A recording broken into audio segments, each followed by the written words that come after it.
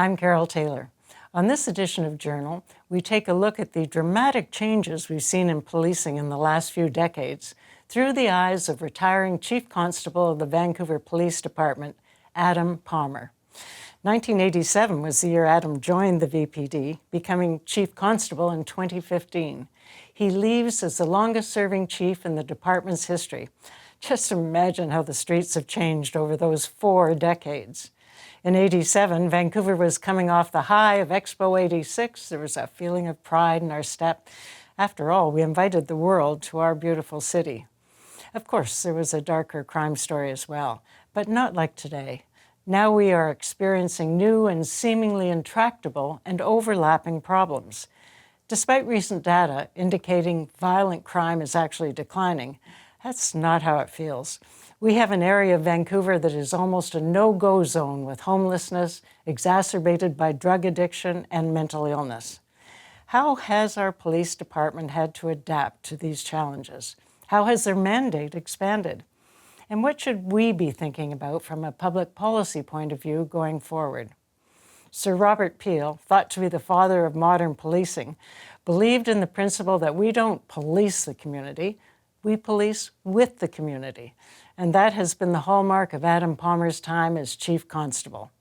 At his retirement announcement, he said, "This career is full of ups and downs, various crises, challenges, laughter, and tears, but it's also incredibly rewarding, and I would do it all over again in a heartbeat without thinking twice."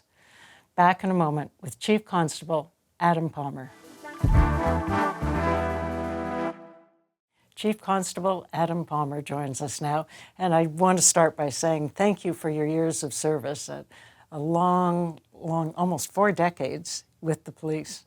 Yeah, thank you very much, Carole. Really appreciate it. So what are you feeling at this moment when you've decided it's time to retire from the police? I feel great. And you know what? It's you think about retirement, I think we all do it, different times in our career and how that might look. And I always remember senior officers telling me, "You will know when the time is right." And just with, family and personal and work situations and everything going on in life, and all of a sudden the light went on, it's like the timing is good. And I'm 100% at peace with it, and I feel great. I can't imagine the difference there was between you were on the beat in '87 and the guys that are out there on the beat in 2020. Mm-hmm. What would you say is the difference in being a policeman on the street? Massive difference, like huge difference. And it's funny how life kind of creeps up on you and so many things happen. And in some ways, when I joined in September of '87, it seems like, yesterday, but other times it's like a lifetime ago. And when I think about the changes in policing, just wholesale, I'll give you some examples. So I would say that the basic premise of human beings doing things to other human beings that are criminal in nature has been around for hundreds or thousands of years. Like, people have always stole from other people, broken into other people's places, assaulted other people, murdered other people. There's been crimes of humans committing against other humans since probably the beginning of time. But the way they do it now and the sophistication and the way that the police have to respond to that is so different. So when I started in 1987, we had people assaulting and breaking into places and people trafficking in illegal substances. And that all goes on today. And that will be going on 50 or 100 years from now, because I think there's human nature involved there. But as far as the types of things that we dealt with back then, many were similar, but a lot of things, particularly in the technology side, have just changed dramatically. So to give you an example, when I started in policing, there was no DNA in policing. Like, we used, sort of the old school traditional things you would think about, fingerprints and photographs to identify a suspect. We do that still, and, tool marks and footprints and all that sort of old gumshoe type stuff. And that's still very relevant today. But DNA technology did not come out until the early 90s for policing. So that changed. There was no internet. I know the internet existed for, the military and specialized purposes, but it wasn't until the early 90s, and I would say mid to late 90s, until it really started to become more mainstream. And the internet is fascinating because now the ability for people to, communicate, access to information, but also the ability for nefarious actors to use the internet for negative purposes as well, for victimizing people, committing fraud, the advent of AI, which is something that, was out of a movie 20 years ago, but now that's a really real thing today in our society. You think of that movie Minority Report with Tom Cruise and artificial intelligence and prediction into the future, but a lot of that stuff is real now. And when we're seeing data replication, voice replication, senior scams, romance scams, so many different things that people are continuously being defrauded or victimized through the internet, and also the use of devices. Back then, you would look for, handwritten notes or, conversations you would have with people, but now, in any complex investigation, it's what's on their smartphone, what's on their computer, what's their internet activity. That has totally changed completely. What about the safety issues for a policeman or woman to be out there on the street these days? It seems very dangerous to me. Yeah, so it's interesting. One thing I think people forget is that actually during that period of time, during the late 80s into the 1990s, the crime rate in Vancouver was actually fairly high. Like there was a lot of calls for service for police. We were really busy and there was a lot of stuff going on. But the prevalence of firearms and weapons was much less than we see today. I remember when I was a patrol officer in East Vancouver, if we got a gun off the street, which we would on occasion, it was a big deal. And you would, get on the radio and, talk to your teammates, and they would all come and look, and it's like, oh, wow, you got a gun, and it's kind of a big deal. Now our officers are taking firearms off the street on a regular basis. It's just a common occurrence now, and Vancouver has really grown up as a major city, which has a lot of positive things, but also it does bring, certain elements of criminality and sophistication of crime with it as well. And of course, the drug situation has another level of complexity for the police. I watched you at a recent conference, a safety conference. Okay. And talking about the revolving door where police can do their job and arrest somebody, and maybe they get charged, maybe they don't, or even if they do, they're in and out of the courtroom sometimes the same day. Yeah. That must drive you nuts. It can be frustrating for officers, absolutely, because I'm all about if somebody is a first-time offender or have just, committed an offense a couple of times, or if it's a more minor offense, giving people a chance. I mean, there might be people that need, alternative measures or different ways to get back on track, or it was a stupid mistake they made as a teenager, whatever it is. Like, everybody deserves, I think, a second chance in life, third chance, whatever it is. But it's frustrating for police officers, not just in Vancouver. This is a national issue. If you talk to police chiefs in Toronto or Montreal or Calgary or Edmonton, they'll tell you the same thing. When somebody is being picked up repeatedly for, in many times, really violent offenses or continually breaking into people's homes, things like that, and they're continually let back out on the street, and we know that there's a past track record of this person doing this, and we know as soon as they get out, sure as can be, they're going to be out there doing it again, and they are, and we keep picking them up over and over and over again. And at some point, I think society has to say, well, if we've given this person 10, 20, 30, 40, like there's people with dozens and dozens and dozens of convictions and chances they've had in society that just keep doing it over and over again. We shouldn't just be catch and release that person and kicking them out the back door. So if you had to put your finger on something and say, if we change this, we'd be in a better place. Is it bail reform or is it judges? What is it? There's two things that I would point to. One is bail reform. I mean, that is a national issue. You hear it talked about, again, across the country, and even with our counterparts down in the United States. It's a big issue south of the border as well, making sure that people are accountable for their actions. And I'm talking about, again, at the more serious end of the spectrum with serious violent crimes, serious repeat property offenders, people that are just chronically committing crime all the time. So we have to look at the bail reform system there. And I think what's interesting is that a lot of the provisions are laid out quite well in the criminal code. And sometimes it's can be past case law, the way things have been interpreted or the way things are applied. But I think the law is there, but it just needs to be applied, in my view, a little more stringently at times. Well, you're repeating something that I heard from a very senior judge, now retired. Yeah. And he said, the bail reform laws are not bad, but the judges aren't following it. They're not applying it in the way it's meant to be applied. So that changes our focus in terms of where we should look for solutions. It's always interesting when you talk to people who are retired or retiring. Yeah, They'll give that you are the straight free at goods, last, right? right? Yeah, absolutely. But aside from bail reform, the other one I would point to is our mental health system. And again, I think that we do have the right provisions in the BC Mental Health Act. It's actually one of the most well-written provincial health acts in the country. And there's a lot of provisions and authority there to help people. And mental health is another area where we have a huge gap in our system. And when you ask me about things that have changed dramatically, when I started in policing, Riverview was still open. I still remember getting calls where we would get folks in East Van who were what we would call a low Ps, people that had been given privileges, out of a secure setting, maybe to be on the grounds and walk around, go out for a smoke, and then they would elope or take off kind of thing, absent without leave, whatever you wanted to call it. But we would find them wandering around, the East End, and it would come up on our computer system. So we'd pick them up and we would literally drive them back to Riverview and take them right up to the gate and turn them back over to the healthcare authorities there. But none of that exists anymore. It's completely different. And when deinstitutionalization happened in the late 80s, early 90s, not just again in Vancouver, but throughout North America and other parts of the world, the theory was that we were going to treat people in community, but that treatment was not there. And I saw throughout that decade of the 90s and then into the 2000s, it just got worse and worse, where there were more people, as it is today, out on our streets, suffering. And when we're talking about mental health, we're really talking about, again, the extreme end of the scale.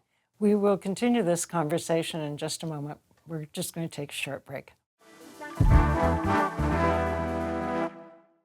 So continuing our discussion about this very difficult area of mental health and the interaction with policing. Right. How do you feel about, is there a need for secured involuntary care? Yes, there is. So I just want to give some, I wholeheartedly believe that, and I will give you just some context there, is that the vast majority of people that will suffer from mental health issues in Canadian society, which is about 1 in 5 Canadians in their lifetime, 20% of Canadians, and it's a normal part of Canadian life, like getting heart disease or diabetes or cancer. These things happen, and it's another illness that Canadians will suffer with throughout their lifetime. The vast majority of people that have some sort of mental health issue will never have any interactions with the police whatsoever. So I just want to be clear that we're talking about people at the very extreme end of the scale, not the people that can deal with it through counseling and family and medication and different supports, but the people that are chronically mentally ill, suffering at a very high level, many times intertwined with addiction issues, homelessness issues. A lot of these issues are sort of cross-pollinated. A lot of those folks that we deal with on a regular basis are chronically a danger to themselves and others. And they're out wandering our streets. And the irony is that we know who most of these people are. There are, obviously exceptions where people will roll in from another city, Edmonton or Winnipeg or something. We don't know them locally. But many of the people we're dealing with in the region, we have really good police records on them, really good health records on them. And at VPD, we have a really good system where we share data with health and police, with a small number of police officers and health professionals to help people proactively in community. So we know who a lot of these folks are that are having repeated interactions with the police and emergency departments in our city. And again, we should be helping people before they get to the point where they're a risk to themselves or they're a risk to other people, and they're going to be out there assaulting people or waving a knife around at 2 o'clock in the morning and we're getting a 911 call. I always say, back it up. How did that person get to the point where they're out there waving the knife around? And 90% of the time, when we do a bit of a review on how that person got there, all the signs are there. Police interactions, health interactions. It's a story that can be painted and almost scripted time and time again. And some very serious ones we've seen in Vancouver with people that have severe mental health issues, that have attacked people randomly in many cases, and just extreme levels of violence. The signs were there and the writing was on the wall. And for that reason, I do support, for a small number of people at the extreme end of the scale, mandatory secure care, because I think it's compassionate. I think it will help that person. It will protect society. And the families that we talk to from a lot of these folks that are suffering are actually thankful when their loved ones are getting help. And they're not in a place of peace when they know that their loved one is out on the streets, maybe homeless, addicted to drugs, and subject to committing violence or be a subject of violence. So that's the key, because you're saying we've got a good mental health act, and you We do. say we know who these people are Yeah. and we know what they need. Yeah. Marry it up. How do we marry it up? And that would be with secured care. Yeah. But we are now asking police officers to be mental health experts. Yeah. I mean, social workers. Yeah. How has the police force really adapted to that?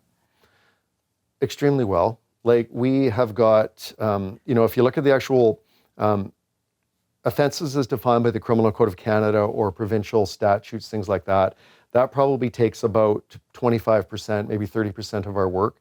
The other 70% is dealing with other things in society that in many cases, there's nobody else to call except for the police. In many cases, that could be mental health related calls. We get thousands and thousands and thousands of those every year.